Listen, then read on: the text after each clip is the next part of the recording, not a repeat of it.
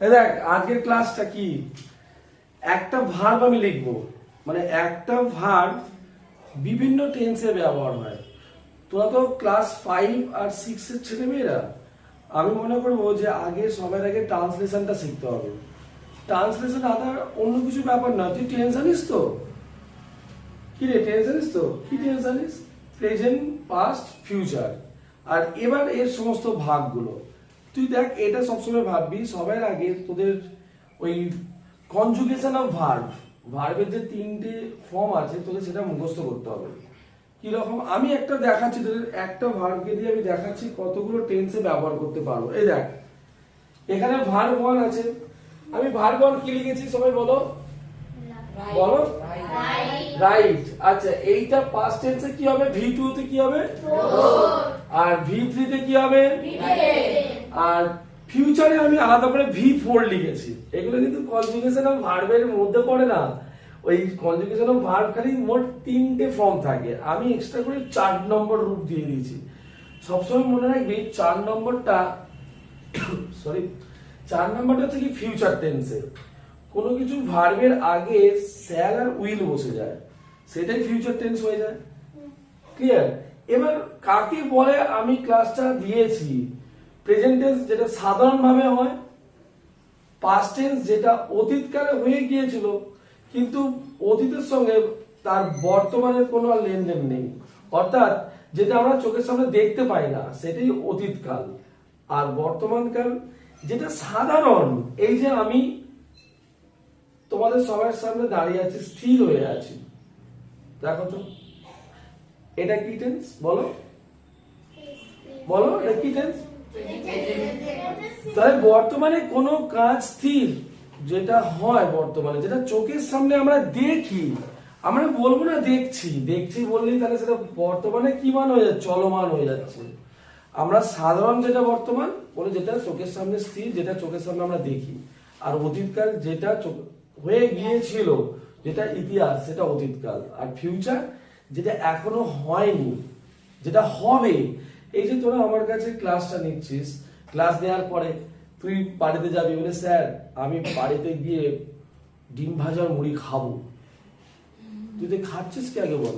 তুই ভাবছিস, তাহলে যে জিনিসটা তুই ভাববো, তুই বলি স্যার আমি তাড়াতাড়ি আমাকে আজকে ছেড়ে দিন, আমি স্কুলে গিয়ে আমি বাড়িতে গিয়ে মাসির বাড়িতে যাব। তুই কি মাসির বাড়িতে গেছিস? তুই যাবো বলে তো ভাবছিস, তাই তো? তাহলে ফিউচার টেন্স। তুমি বলো তো একটা ফিউচার টেন্সের উদাহরণ দাও তো, বলো, কে দেবে? হাত তোলো। হ্যাঁ বলো। আমি কালকে মামা বাড়ি যাব। মামা বাড়ি যাব, তুমি একটা বলো। আমি এখন জোরে বলা, এখন তো বর্তমান, জোরে বলো। ভবিষ্যৎ নিয়ে বলো, বলো বলো ভবিষ্যতে কি হবে এর পরে, এখন বলো। আমি তখন খেলতে যাব। হ্যাঁ আমি তখন বলবো না, আমি খেলতে যাব। শোনো একদম। আর কি, আর দুটো উদাহরণ দাও ফিউচারে। তুমি বলো একটা, বলো যে কোনো একটা বলে দাও। আমি স্কুলে যাব, আর এখনো যে কাজটা হয়নি, তাহলে ফিউচার বুঝতে পারিস তো? এবার আমি বললাম এই একটা ওয়ার্ড লিখেছি এখানে, দেখে নাও কি একটা ওয়ার্ড, একটা ওয়ার্ড বুঝতে পারছো? এইটা কি লিখেছি? Right, road, written, shall, will, right. আমি বললাম প্রেজেন্ট সিম্পল এর নিয়মটা কি? সাবজেক্ট, বলো অবজেক্ট। তাহলে সাবজেক্টে আমি কি লিখলাম? My friend rights a letter. নিয়ম, আমার বন্ধু একটা চিঠি লেখে। আমি বলছি, এই তোমরা সেন্টেন্স শিখছো। তাহলে my friend rights a letter. আচ্ছা মাই ফ্রেন্ড রাইটস হলো, কেন রাইট হলো না? কে বলবে? অস্মিতা তুমি বলবে। এটা রাইটস হয়েছে, থার্ড পারসন কি বলো? ঠিকই বলছো। Yes, third person singular number. Third person singular number হলে ভার্বের সঙ্গে কি যোগ হয়? এস আর। বাহ, ভেরি গুড। আচ্ছা যদি আমি এখানে আই লিখতাম, আয়ের পর কি রাইটস হতো? কেন হতো না? কেন হতো? First person. তাহলে ফার্স্ট পারসন আর সেকেন্ড পারসনের পরে ভার্বের সাথে এস বা ইয়েস যোগ হয় না। এবার তুমি বলো এখানে তাহলে কেন হচ্ছে, বুঝতে পেরেছো? এবার এই একটা ভার দেখো ওই রাইট, আমি এই ভারটাকে প্রেজেন্টে বলে দিলাম। এবার ওই ভারটা যখন পাস্টে যাবে, পাস্ট সিম্পলে যাবে, তখন কি হবে দেখো, রোড। তাহলে সাবজেক্ট পাস্ট সিম্পলে কি হচ্ছে দেখো, সাবজেক্ট V2 প্লাস অবজেক্ট, তাহলে রাইটটা V2 হয়ে যাবে, কি হবে বলো? তাহলে তাহলে কি হবে, তাহলে my friend road a letter. এটার মানে কি বলো তো?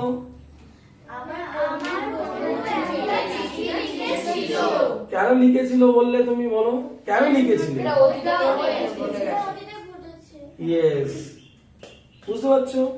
তাহলে এটার নিয়ম কি, সাবজেক্ট V2 অবজেক্ট। ওকে, এবার চলে আসো ফিউচার টেন্সে।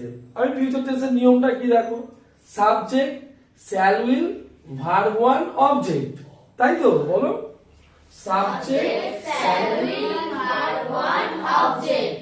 এবার তোমাকে এই জায়গাটা একটু বলে রাখি, যেখানে শ্যাল উইল দেখবে তোমরা ভেবে নেবে যে ফিউচারে আছে। ফিউচারে সবসময় বি ভার্ব শ্যাল উইলই হয়, হ্যাঁ।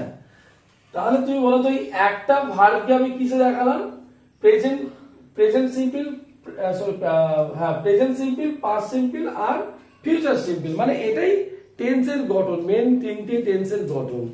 তাহলে কি হলো দেখো, subject shall will verb 1 object, my friend will write a letter, my friend will write a letter, মানে আমার বন্ধু একটা চিঠি লিখবে। আচ্ছা, তোমরা এইটুকু বুঝতে পেরেছো? এবার তুমি দেখো, আমি তোমাদের বলেছিলাম যে থার্ড পারসন সিঙ্গুলার নাম্বার হলে এস যোগ হবে, যদি থার্ড পারসন প্লুরাল নাম্বার হয় তাহলে ভার্বের সাথে এস যোগ হবে কি হবে না, বলো কেন হবে না? এই দেখো, এইটা কি, এটা থার্ড পারসন, এর পরে হলে ভার্বের সাথে এস বা ইএস যোগ হবে। একটা পেন, আমি দুটো পেন নিয়েছি, এটা দেখো এই দুটো পেন, এটা সিঙ্গুলার না প্লুরাল আগে বলো? প্লুরাল, একদম। তাহলে এর আগে কি এস যোগ হবে, পরে হবে না। তাহলে বুঝতে পারছো, যেমন রাম রাইটস, যদি রাম এন্ড শ্যাম কি হচ্ছে, রাইট হচ্ছে, শুধু রাইট হচ্ছে, রাইটস হচ্ছে কি, কেন রাম এন্ড শ্যাম দুজন আছে, প্লুরাল নাম্বার। বুঝতে পারছো এই জায়গাটা? তোমরা যারা 4, 5, 6 এ পড়ছো, এই জায়গাটা জানা অবশ্যই দরকার। ওকে, আর যারা আজকে আসেনি, এই ক্লাসটা তোমরা আমি আমার চ্যানেলে দিয়ে দেবো, তোমরা অবশ্যই করো এই ক্লাসটা বাড়িতে বসে, নাহলে পরের ক্লাস করতে পারবে না। এবার দেখে নাও, ফার্স্ট পারসন আর সেকেন্ড পারসন হলে ভার্বের সাথে এস বা ইএস যোগ হবে না, হবে না? কোনটা হবে না? থার্ড পারসন সিঙ্গুলার নাম্বার হলে এস বা ইএস যোগ হবে ভার্বের সঙ্গে, জোরে বলো ভেরি গুড। আচ্ছা, আই ইউ, আমি আমরা, তুমি তোমরা, এগুলো থাকলে এরপরে কি ভার্বের সাথে এস যোগ হয় না, হবে না? তাহলে ইউ রাইট হয় না রাইটস হয়? ইউ রাইট হয়, ভেরি গুড। এইটুকু বুঝেছো তো? এবার দেখো, এই একটা ভার্বকে আমি তাহলে তিনটে টেন্সে দেখালাম, আবার তিনটে টেন্সে দেখাচ্ছি, কন্টিনিউয়াস টেন্সে দেখাবো। এটা তোলা হয়ে গেছে সবাই? তুলে নাও, তাড়াতাড়ি তুলে নাও।